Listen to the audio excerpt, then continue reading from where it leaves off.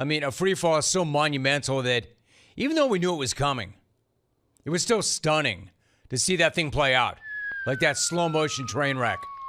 And like all the other NFL-related dramas, the fact of the matter is, it's still great for business.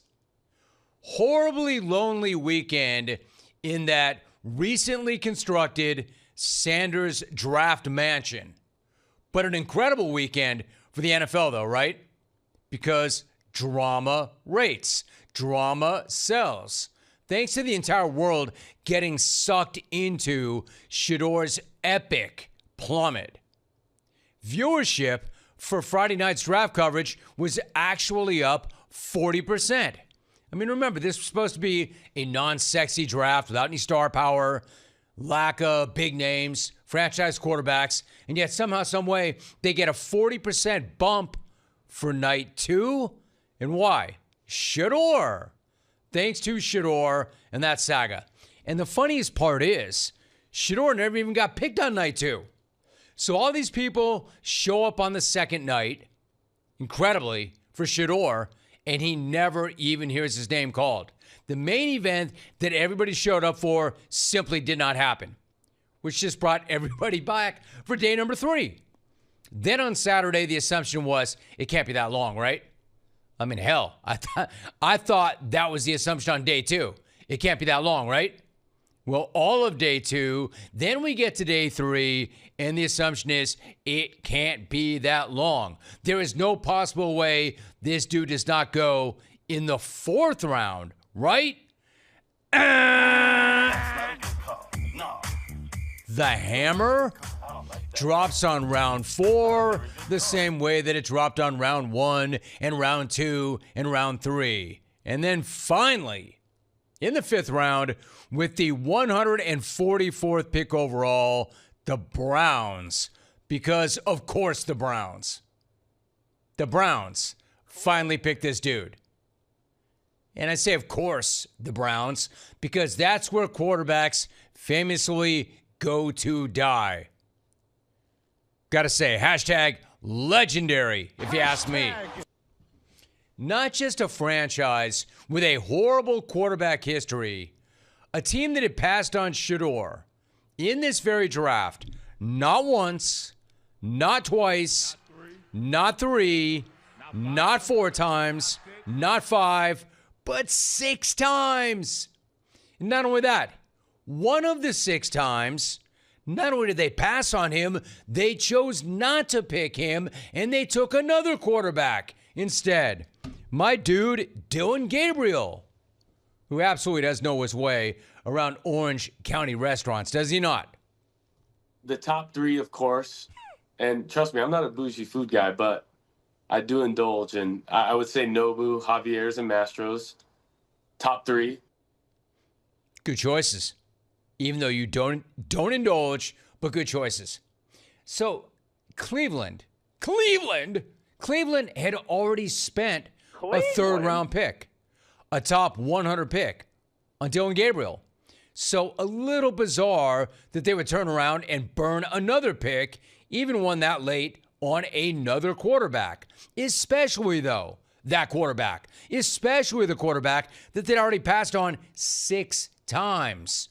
And I say especially that quarterback because what are you going to get? Potentially a massive viral distraction as a backup. And I think that's a point worth making right here to help explain how this guy's slide made it all the way to day 3, all the way to round 5. Once it was determined that he was not going to be the guy, a franchise guy, a long-term plan A guy, then why would you want to deal with that circus that comes with Shedeur if he's only a developmental backup? Then you've got another Tim Tebow situation, right? You don't want your backup quarterback to be the biggest story on the team for obvious reasons. I mean, who's the most popular quarterback on most any team? The backup quarterback, unless it's that guy. Somebody who inherently is going to have all these distractions and this gigantic circus. You don't want that. If he's not going to be your QB1 with all that attention, you do not want that for a backup quarterback. So at that point, once he had fallen far enough, it didn't really make sense for anybody to pick him up anymore. And that applies to the Browns too. that pick doesn't really make a whole lot of sense considering they already used a top 100 pick on a quarterback. Why would you need 2 rookie QBs, and why would you sign up for the Sanders circus if you already preferred a different rookie? I'm trying to make that make sense. Although I know why that makes sense, but I'm trying to make that make sense on that level. Naturally, of course, it led to conspiracies, and there were a lot of Sanders conspiracies this weekend, a lot of collusion claims. But I'll tell you what I actually do buy is a conspiracy or a take or a thought or an explanation. The one that says the owner, Jimmy Haslam, stepped in and made them pick Shedeur when they finally picked Shedeur. Now, I don't know that as a fact. I don't know that that's actually true, but I'm just saying, hypothetically, that makes sense, right? That makes sense to me because the pick doesn't make sense otherwise. And then if we're looking for evidence, again, I'm not sure this is actually documentary evidence that this is what happened, but take a look at the viral clip of the Browns draft room reacting to the Shedeur pick. Do they look very happy? If you're watching on the stream, they don't look excited at all. In fact, Andrew Berry, the GM, he looks straight up pissed. It looks like somebody just stole Andrew Berry's lunch money and punched him in the face. And there's a whole lot of other pretty insincere golf claps going on behind him. Do they look ecstatic? Do they look happy? Looks like a hostage video. We are being treated well. We have enough to eat. They are taking care of us. We are not thirsty. They did not make us take him. Yeah, that doesn't seem like that pick was a dream come true for that front office, which only adds to the feeling that this is actually, and I've seen this argument that, you know what, it's actually a good landing spot. It's a good landing spot because they've got no established number one. He could actually win out. Since when has Cleveland been a good landing spot for any quarterback in any situation? Ever. He went to the team famous for ruining quarterbacks. He's not even the first rookie in the door. And it seems like it's quite possible that the football people don't even want him there. They sure as hell look like they didn't want him there. Did they look like they thought, damn, we got over? Man, we got over. Man, we stole this dude. What a steal. What a value. Hell yes. Hell yes. This guy was supposed to go number 1 overall, and we just got him 144th. Hell yes. How you like us now? Man, that feels good. No, they didn't look like that at all. No, that didn't look or feel like the greatest fit and situation, did it? I'm just saying how it looked. Could be wrong. I'm just saying, looking at it, they didn't look very happy. Now, what if, I'll play devil's advocate, what if for some reason it actually is one of the better situations that Shedeur could have landed in? I mean, the quarterback room is only Joe Flacco, Kenny Tiny Hands Pickett, and my guy Dylan Gabriel, who I like. If this dude, here's the thing about Shedeur. If this dude really warrants the hype, really warrants the outrage at his draft position, really has that it, then he should be able to shine in that quarterback room. If this dude really is worth what he and his pops and the conspiracy theorists and the defenders say that he's worth, and if he really is as legendary as he keeps telling us he is, and all the wallpaper in the draft mansion says he is, then shouldn't he be able to earn the starting job there? Look at that quarterback room.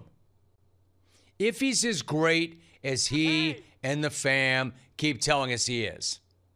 Well, then again, maybe he's not who we think he is. Maybe he's who the league says he is. And the league says he's a 5th rounder. I mean, the whole entire situation is just so bizarre. It got so toxic and so bizarre and so distorted. Case in point, the complete morons who prank called this dude and told him he was getting drafted by the Saints when he obviously was not. Again, you know, kind of knuckleheads do this? And it wasn't a one-off either. Apparently, multiple prospects were getting fake calls from fake GMs over the weekend. It's just that none of those guys were in the midst of the biggest free fall in the history of the draft. Check this out.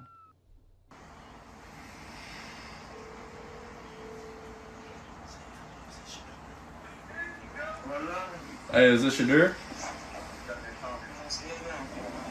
Hey, this is Mickey Loomis here, the GM of the New Orleans Saints. How you doing?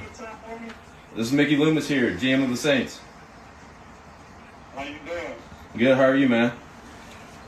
Good, been waiting on you. Yeah, we have. It's been a long wait, man. We're going to take you with our next pick right here, man. This ain't gonna be nothing to you. Hey, but you're going to have to wait a little bit longer, man. Sorry about that. What does that mean? What? What did he say? I don't know. How you gonna ask us what it means and you was on the phone? You heard that? He said you're gonna have to wait a little bit longer. Sorry about that. Why did he talk? What the Nothing like the worst timing ever to get a call from fake Mickey in New Orleans. Listen, I speak from experience. I know a thing or two about getting phone calls from morons pretending to be other people.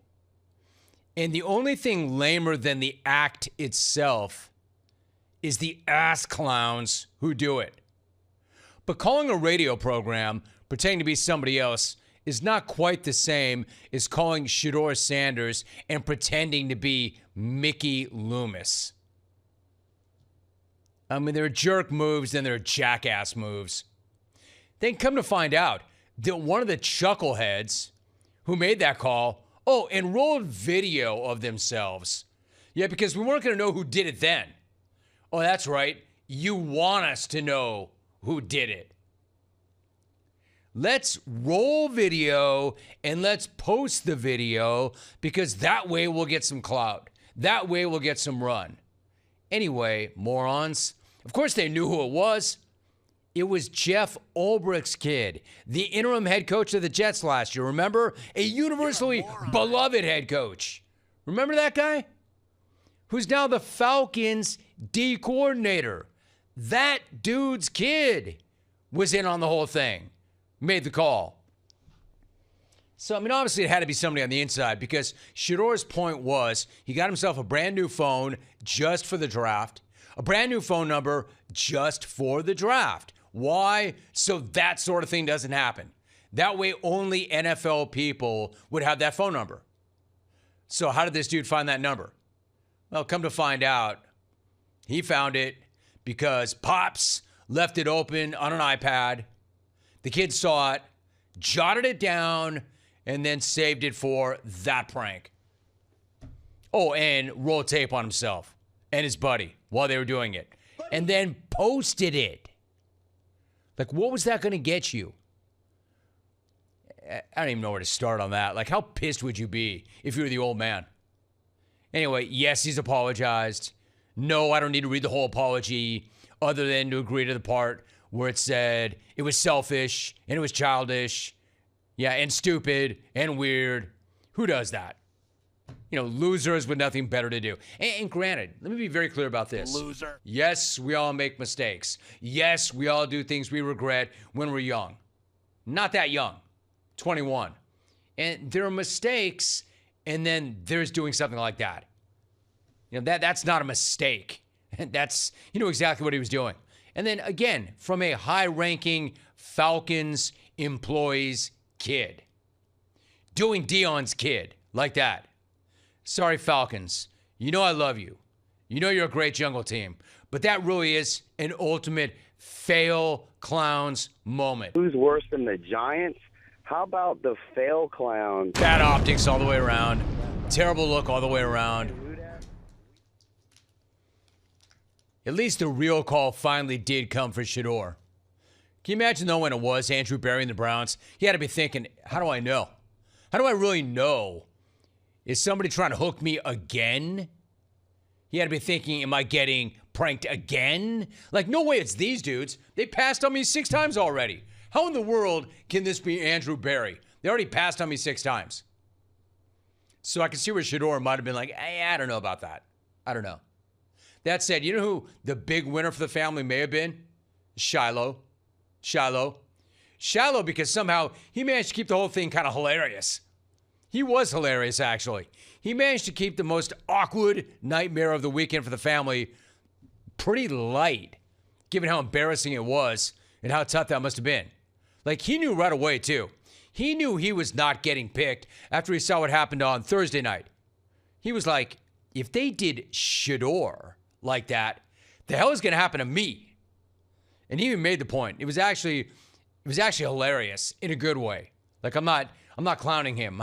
I thought he was really funny when he said that. Even funnier, though, is when he said he was firing his pops as his agent and going with Drew Rosenhaus because, quote, it hasn't been working out too good.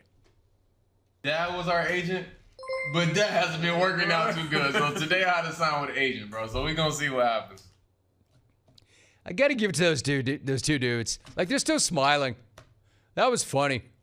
I got to fire Dad, man. It's not working out too good. And even Shedeur still had a smile on his face. And it worked. He got signed by the Bucks. And I think there is some truth in that joke, actually. You know, we can talk about all the reasons why Shedeur plummeted the way he did, but I think there's some truth in the joke that Coach Prime, as Agent Prime, might have been part of the problem. I'm not saying the problem. I'm not saying the reason. I'm just saying there are lots of reasons, and that might have been one of the reasons. Teams knew they were going to have to deal with Dion directly, and that's obviously a challenge for a bunch of reasons. So add that to the pile of reasons that free fall happened. Like, Shedeur, ask me, Shedeur didn't show up special on tape. He's nice. He had a really nice college career, but he didn't have that superpower. He doesn't. Or that standout trait that separates him from the rest. He clearly did not show up very well in person. And now all of a sudden there's speculation that he actually tanked some interviews of places where he didn't want to go. And then you've got the other baggage and distractions that comes along with that famous family. So it's a perfect storm, or in this case, a perfect bleep storm. But I will give Shedeur this much. He did have a pretty legendary draft weekend. Just not in a good way. Or the way that he had hoped. But it was legendary as hell. You got to give him that. Legendary. That was a legendary weekend.